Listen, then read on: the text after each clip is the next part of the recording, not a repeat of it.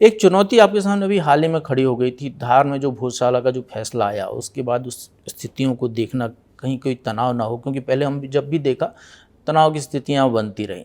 और दूसरी चीज़ यहाँ पर भी है कि 750 साल, अयोध्या के राम मंदिर का तो 500 साल का इतिहास है जिसकी चर्चा होती है, 750 साल बाद कोई मुख्यमंत्री या राजा वहाँ पर पूजा करने गया, ये आखिर हिम्मत की बात करें तो इतनी हिम्मत कहाँ से जुटा लेते हैं आप? नहीं नहीं, परमात्मा की दया है। और राज्य के अंदर हम जब सुशासन की बात करते तो क्या हिंदू क्या मुसलमान सरकार के इस फैसले को सब मानते हैं।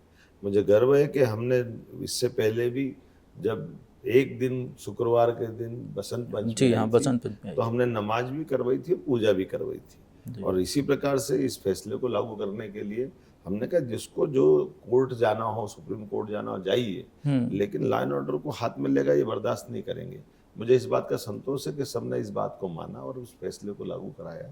और केवल वो नहीं, हमने तमाम तो आपको तो कोई त्योहार, डंडा भी नहीं दिखाना पड़ा वहाँ और लोगों ने फैसला मान जब लिया। आप अंतर्मन से शुद्धता से बात करते हो, आप मोदी जी के शासनकाल में देश में दंगे क्यों बंद हो गए?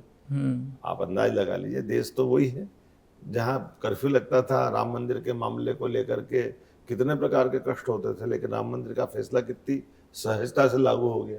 तो जब शासनकर्ता के अंतर्मन की भावना शुद्ध हो, जनता के भी शासन की दृष्टि सही हो जी और कानून और व्यवस्था से निपटने की सक्षमता अगर हो, जी। तो देश के अंदर भी और देश के बाहर दुश्मनों को भी संदेश रहता है कि यहाँ अगर करना है तो इस बात को ध्यान रखना है अब कि भोजशाला को लेके आगे हम क्या देखते हैं आप? भोजशाला में बड़ी संभावना आधार के अंदर वैसे भी मांडव वो यूनेस्को की एक जी साइट साइड है। जी हाँ। ऐसे में हम भोजशाला में रखे राजा भोज के काल के माँ सरस्वती लोक का वो सरस्वती कंठाभरण का वो दौर उस समय का, और विक्रमादित्य के बाद राजा भोज ऐसे शासक हुए जिनके कई प्रकार की विधाओं से दुनिया आज भी उनको बहुत सम्मान के साथ देखती है।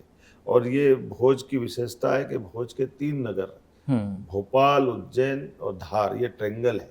इसको आगामी दृष्टि से हम जो ट्विन सिटी की दृष्टि से भी देख रहे हैं तो उसका लाभ भी मिलेगा, जिसका हम 2 मेट्रोपॉलिटन सिटी में भी लाभ लेंगे और धार के प्रॉपर अंदर भी रोजगार की बड़ी संभावनाओं के आधार पर धार्मिक पर्यटन भी और पर्यटन के अलग अलग क्षेत्र में भी। राजा भोज की बहुत क्वालिटी है। वो एक तरफ आयुर्वेद के ज्ञाता है तो दूसरे तरफ शस्त्र शास्त्र हर एक क्षेत्र के अंदर उनकी अपनी एक महारत रही आर्किटेक्ट है। भी अच्छे थे शायद। सभी प्रकार से उनकी 11-12 तरह की अलग अलग ज्योतिष के भी विशेषता रही है। जानकार थे। सारी सारी चीजें इसमें से बहुत सारी चीजें तो आपको भी आती हैं, ज्योतिष के ज्ञानकार हैं, खगोल विद्या के ये बड़े बड़े एक तरह से महान शासक रहे हैं। थोड़ा बहुत पढ़ने के बाद हम भले उनके मार्ग की बात सोच सकते हैं, लेकिन वाकई वो अद्भुत प्रतिभा के धनी थे राजा भोज।